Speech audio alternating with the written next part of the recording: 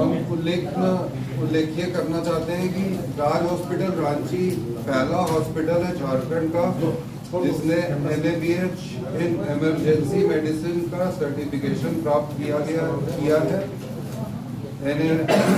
NABH अपने आप में एक UCI के तहत एक्रेडिटेशन बॉडी है जो सिर्फ हॉस्पिटल्स के स्टैंडर्डाइजेशन, उनकी सर्विसेज का मापदंड करके एक एक्रेडिटेशन प्रोवाइड करती है, जिससे आपके हॉस्पिटल की एक पोजीशनिंग आप कर पाते हो based on the level of services that you provide.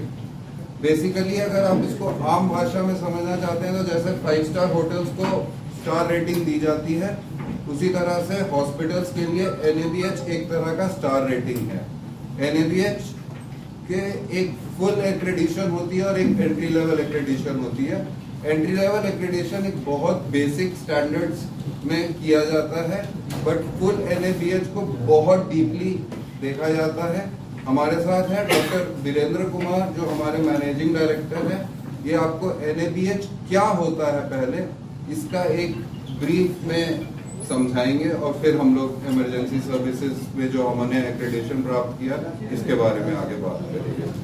पहले तो मैं आप सबका स्वागत करता हूँ अपनी समय निकालना, और इसके ऊपर आगे बताना चाहूँगा। मैं डॉक्टर वीरेंद्र, प्रबंध निदेशक राज्य अस्पताल। NABH क्या होती है जैसे सर ने बताया, मैं इस पर कुछ प्रकाश डालूंगा। जैसे जैसे इंडिया में हम तरक्की करते गए और 1990 के दशक में बहुत सारे कॉर्पोरेट हॉस्पिटल्स, बहुत सारे एजुकेशन इंस्टीट्यूट ऐसा खुलने लगे। 1992 आते आते सरकार को ये महसूस हुआ कि कोई ऐसी बॉडी नहीं है, कोई ऐसी बॉडी जो मानकों को, मूल्यों को, उद्देश्यों को एक जगह संग्रहित करे और सर्विसेज के सेक्टर में खासकर स्वास्थ्य और शिक्षा और इसके स्टैंडर्डाइज, ताकि जिस तरह से ये इंडस्ट्री आगे बढ़ रही है तो जनता को भी उनका उचित लाभ मिले। हॉस्पिटल्स के क्षेत्र में कहूँगा तो पेशेंट्स को, डॉक्टर्स को, हॉस्पिटल्स को भी इसका बेनिफिट मिले और सबके लिए सामान्य चिकित्सा का एक मूल्य आए, गुणवत्तापूर्ण चिकित्सा का एक मूल्य आए, इसको ध्यान में रखते हुए क्वालिटी काउंसिल ऑफ इंडिया का गठन किया गया। क्वालिटी काउंसिल ऑफ इंडिया 1996 में इसका प्रादुर्भाव हुआ है। सोसाइटीज एक्ट के तहत इसे रजिस्टर किया गया है। ये एक ऑटोनॉमस बॉडी है। PCI को हम हिंदी में जैसे जानते हैं भारतीय गुणवत्ता परिषद कहते हैं। It is an autonomous body under government of India और ये ministry of commerce and industries के अंदर इसकी फंक्शनिंग होती है। कोई भी सरकार हो, कोई भी स्टेक होल्डर्स हो, इसकी ऑटोनॉमी है ताकि ये वैल्यूज के तहत, पॉलिसीज के तहत और अपने मापदंडों को, मानकों के तहत निर्विरोध और इंडिपेंडेंट रूप से एथिक्स और वैल्यूज को ध्यान में रखते हुए, प्रोसेसेस को ध्यान में रखते हुए, वैज्ञानिक तौर तरीके ध्यान में रखते हुए हॉस्पिटल्स, एजुकेशनल इंस्टीट्यूट्स और भी कोई ऐसे सर्विस प्रोवाइडर्स उसका जो है मूल्यांकन करें, उनको परमिशन दें, ग्रांट करें और उनको सपोर्ट करें। क्वालिटी काउंसिल ऑफ इंडिया जब 1996 में बनी तो गवर्नमेंट को इसका सपोर्ट चाहिए था। तो ASSOCHAM, FICCI और CII ने मिलकर इनके प्रोमोटर्स का रोल लिया और इन बड़े बड़े संस्थाओं ने क्वालिटी काउंसिल ऑफ इंडिया को सपोर्ट किया। 2006 आते आते ऐसा प्रतीत हुआ जो कि हॉस्पिटल्स हो, एजुकेशनल इंस्टीट्यूट्स हो, कुछ ऐसे सर्विस प्रोवाइडर्स हो, ये सारे इतने स्पेशलाइज्ड एरियाज हैं, इतने ज़्यादा विशिष्ट एरियाज हैं कि एक क्वालिटी काउंसिल ऑफ इंडिया एक बॉडी से इसे पूरी तरह से संभाल नहीं पाए। लिहाजा इसको देखते हुए और इंडस्ट्री में ग्रोथ को देखते हुए, एक्सपेंशन को देखते हुए, इन्वेस्टमेंट्स को देखते हुए, जैसे बहुत सारे हॉस्पिटल्स और इंस्टीट्यूट्स आने लगे तो अलग अलग इंडिपेंडेंट फोकस बॉडीज का भी गठन किया गया। 2006 में इसी तरह से बहुत सारे डिस्कशंस के बाद NABH का गठन हुआ। NABH को हम इसका full form national accreditation board for hospitals and health care के नाम से जानते हैं। आम भाषा में हम इसे हमें हर एक दिन NABH के रूप में रेफर करते हैं। NABH का मेन पर्पस था सिर्फ हॉस्पिटल्स और हेल्थ केयर प्रोवाइडर्स को फोकस करते हुए उनके लिए उनके मूल्य, उद्देश्य और मानक को गठे। इनमें डॉक्टर्स, नर्सेज और बिजनेसमैन, स्टेक होल्डर्स, प्रोमोटर्स, जैसे मैंने बताया, सारी टीम जुटी सरकार के अंदर। क्वालिटी काउंसिल इंडिया की सरपरस्ती के अंदर एक ऑटोनॉमी के साथ परफॉर्म करने का फैसला लिया और ये कमेटी गठन हुई, इस बोर्ड का लॉन्च किया। NABH 2006 से हमारे इंडिया में है और इसे बाहर के देश भी अपना रहे हैं। 2006 में जब NABH आई तो उसके बाद इसके कई संस्करण आए। आते आते जो है हम अभी ये कहना चाहेंगे कि 2023 फरवरी में हमने NABH हॉस्पिटल्स पूर्ण रूप से प्राप्त किया है, और उसके बाद हमने NABH इमरजेंसी भी किया, जैसा सर बता रहे थे।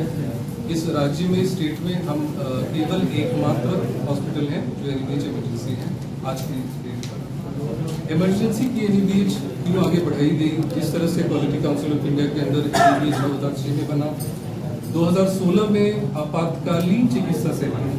अगर आप चिकित्सा को उसका विश्लेषण करके देखोगे कि हम कब हॉस्पिटल जाते हैं, मेजॉरिटी समय आपातकालीन किसी अवस्था में हॉस्पिटल जाते हैं। बाकी छोटे clinics, nursing homes, independent practitioners, हमारा बाकी काम हमारा उससे हो जाता है। आज के समय पे अपनी जागरूकता भी बहुत ज़्यादा है, self medication, over the counter drug भी अवेलेबल है, ऑनलाइन बहुत सारी चीज़ें हैं। लेकिन आपातकालीन सेवाएं ऐसे नहीं दी जा सकता। हॉस्पिटल्स का फोकस, उनके रिसोर्सेज का फोकस इसके प्रति समाज का स्वास्थ्य, वो सबसे पहले किसी भी अस्पताल के इमरजेंसी में मोस्टली लैंड करते हैं। 60 to 70% ऑफ द टाइम ऐसा ही इंडिया में हो रहा है। लिहाजा ये सोचा गया कि इमरजेंसी सेवा उनके अपने इंडिपेंडेंट मानक होने चाहिए, उनके मूल्य होने चाहिए, और उनके इंडिपेंडेंस, उनकी गवर्नेंस, उनकी एम्पावरमेंट होनी चाहिए हॉस्पिटल्स में, ताकि वो एक इंडिपेंडेंट तरीके से अपने डिपार्टमेंट्स को चला सकें। और उसके बाद पेशेंट्स की भी उसमें एक इक्विटेबल, सामान्य, मैं कहूँगा समतुल्य रूप से कोई भी पेशेंट आपके पास आए, अगर आपके प्रोसेसेस, आपके मानक अगर एक यूनिवर्सल मानक है, तो आप उसी प्रकार से हर एक पेशेंट की सेवा कर पाओगे, उसे ट्रीट कर पाओगे। इसको ध्यान में रखते हुए NABH इमरजेंसी यानी आपातकालीन मेडिसिन सर्विसेज के लिए NABH इमरजेंसी की बोर्ड का भी गठन हुआ। 2016 से ये स्टैंडर्ड्स इंडिया में उपलब्ध हैं। हमने इसमें रुचि लेते हुए कि हमारे हॉस्पिटल जब संपूर्णतः NABH हो चुका है, हम अपने आपातकालीन सर्विसेज को खासा ध्यान देते हुए उसमें भी हम लोगों ने पहल किया। और हमारे doctor Shyam, head of the department, यहाँ अवेलेबल है, आगे बात में रहेंगे। मैं इसमें ये कहना चाहता हूँ कि इसमें 49 मानक और 225 उद्देश्य रहे हैं, जिस पे हॉस्पिटल्स को, हमारे हॉस्पिटल को जांचा गया है, और इस पे हम उत्तीर्ण हुए। तो NABH आप सभी को, जैसा कि हम लोग सब जानते हैं, बेसिकली लोग हॉस्पिटल्स इमरजेंसी में ही जाते हैं, तो इमरजेंसी का दायित्व तो बहुत ज़्यादा बढ़ जाता है। ऐसे में इमरजेंसी के डॉक्टरों का भी दायित्व तो बहुत ज़्यादा बढ़ जाता है कि लोगों का कैसे संपूर्ण इलाज इमरजेंसी में हो, क्योंकि इमरजेंसी में कोई भी पेशेंट आता है तो बड़ा क्रूशियल होता है, टाइमिंग, मेडिकेशन, एवरीथिंग। तो हम लोग ये चीज़ें कर रहे थे। अगेन फिर हमारे दिमाग में आया कि क्यों ना हम अपने इमरजेंसी को NABH एक्रीडेटेड करवाएं, सर्टिफिकेट करवाएं, क्योंकि अगर जो हम काम कर रहे हैं और वो गुणवत्ता में हम काम कर रहे हैं, तो उसका सर्टिफिकेशन भी हमें चाहिए। जैसे इमरजेंसी में हमारे पास ट्रॉमा के पेशेंट्स आते हैं, कार्डियक पेशेंट आते हैं, स्ट्रोक के पेशेंट आते हैं। जो स्ट्रोक के पेशेंट विंडो आवर में भी पहुँच जाने चाहिए इमरजेंसी में, और वैसे पेशेंट अगर हमारे पास 4.5 घंटे के अंदर आ जाते हैं, तो हम लोग उनको इमरजेंसी में एक प्रक्रिया होती है थ्रोम्बोलाइजेशन, वो हम उसको इमरजेंसी में ही अपने न्यूरो टीम या कार्डियक है तो कार्डियक टीम के सहयोग से हम इमरजेंसी में थ्रोम्बोलाइज करते हैं। अगर कोई पेशेंट कंप्लीट हार्ट ब्लॉक में आया है तो उसको अर्जेंट TPI की आवश्यकता होती है, वो हमारे इमरजेंसी में अर्जेंट TPI हम लोग डालते हैं और पेशेंट को सिक्योर करते हैं। सेम जैसे हमारे पास RTA के केसेस आते हैं, एक्सीडेंटल केसेस, उनका तुरंत से इलाज शुरू करना, सारे इन्वेस्टिगेशन करना। तो हमने एक प्रोटोकॉल बना रखा है कि हमारे पास अगर कोई RTA का पेशेंट आता है, उसके इतनी देर में एक्सरे हो जानी चाहिए, इतनी देर में CT स्कैन होनी चाहिए, इतनी देर में हमारे नर्सेज को असेस कर लेना चाहिए, इतनी देर में हमारे डॉक्टर्स को असेस करना। तो हमने वो एक प्रोटोकॉल बनाया है। वो प्रोटोकॉल के बाद हम NABH के पास गए और NABH ने हमें सर्टिफाई करके और स्ट्रेंथन किया है कि हम एक एग्जाम्पल और बाकी लोगों के लिए, जैसा कि आपातकालीन विभाग पे बहुत ज़्यादा प्रेशर भी होता है और बहुत ज़्यादा दायित्व होता है, तो हम बाकी के लोगों को भी ये मैसेज देना चाहते हैं कि एक प्रोटोकॉलाइज वे में काम करना चाहिए इमरजेंसी में, ताकि लोगों को ज़्यादा लाभ हो सके।